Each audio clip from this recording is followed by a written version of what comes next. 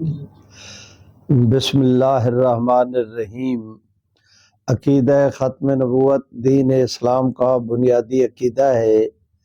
آپ صلی اللہ علیہ وسلم کے بعد جو شخص نبوت کا دعویٰ کرے اس کا حضور علیہ السلام کی امت سے کوئی تعلق نہیں۔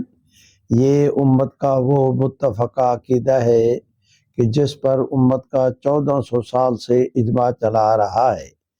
ہمارے اس خطے میں مرزا قادیانی نے جب نبوت کا جھوٹا دعویٰ کیا تو اللہ تعالیٰ کے فضل و کرم سے پورے بر صغیر کے مسلمانوں کے تمام طبقات نے یک جاں ہو کر اس کے خلاف فتویٰ دیا، میدان میں آئے، عدالتوں نے فیصلے کیے۔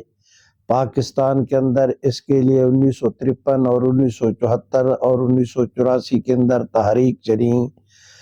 74 کی تحریک میں پاکستان کی پارلیمنٹ نے متفقہ طور پر یک زباں ہو کر مرزا قادیانی اور اس کے ماننے والوں کو غیر مسلم اقلیت قرار دیا۔ اس دن سے لے کر آج تک پورے ملک میں 7 ستمبر کے حوالے سے اللہ کا فضل ہے کہ پورے جوش و خروش کے ساتھ مختلف جگہوں پر کانفرنسیں اور سیمینار منعقد ہوتے رہے۔ پچھلے سال لاہور یادگار مینار پاکستان میں پورے ملک کی ملک گیر کانفرنس ہوئی۔ وہ کانفرنس کیا تھی؟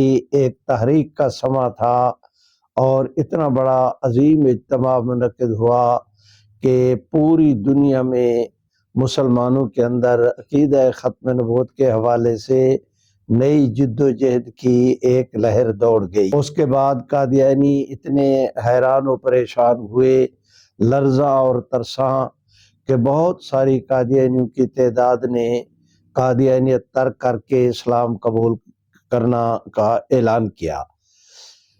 اسلامیان لاہور اور مجلس تحفظ ختم نبوت لاہور مبارکباد کے مستحق ہیں کہ ان حضرات نے متفقہ طور پر پھر یہ طے کیا کہ 7 ستمبر کو اب ہم سالانہ لاہور کے اندر اسی تاریخ کو مختلف مقامات پر ختم نبوت کانفرنس ہمیشہ یادگار کانفرنس کا یہاں پر اہتمام کریں گے۔ چنانچہ اس سال کرکٹ گراؤنڈ وحدت روڈ پر عظیم الشان بڑے وسیع گراؤنڈ کے اندر کانفرنس کا اعلان کیا گیا ہے۔ اس پیغام کے ذریعے میں اسلامیان لاہور سے درخواست کرتا ہوں کہ وہ نئے جذبے، نئی جد و جہد کے ساتھ تمام تر اپنی صلاحیتوں کو صرف کر کے اس کانفرنس کو مثالی طور پر کامیاب کریں۔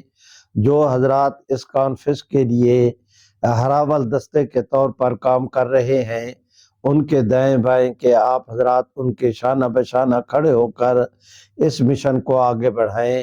میرے رب کی رحمت بھی آپ کے ساتھ ہو، محمد عربی صلی اللہ علیہ وسلم کی شفاعت بھی قیامت کے دن آپ پر سایہ فگن ہو۔ امید ہے کہ مثالی طور پر 7 ستمبر کرکٹ گراؤنڈ وحدت روڈ لاہور کی کانفرنس کو مثالی طور پر کامیاب بنایا جائے گا۔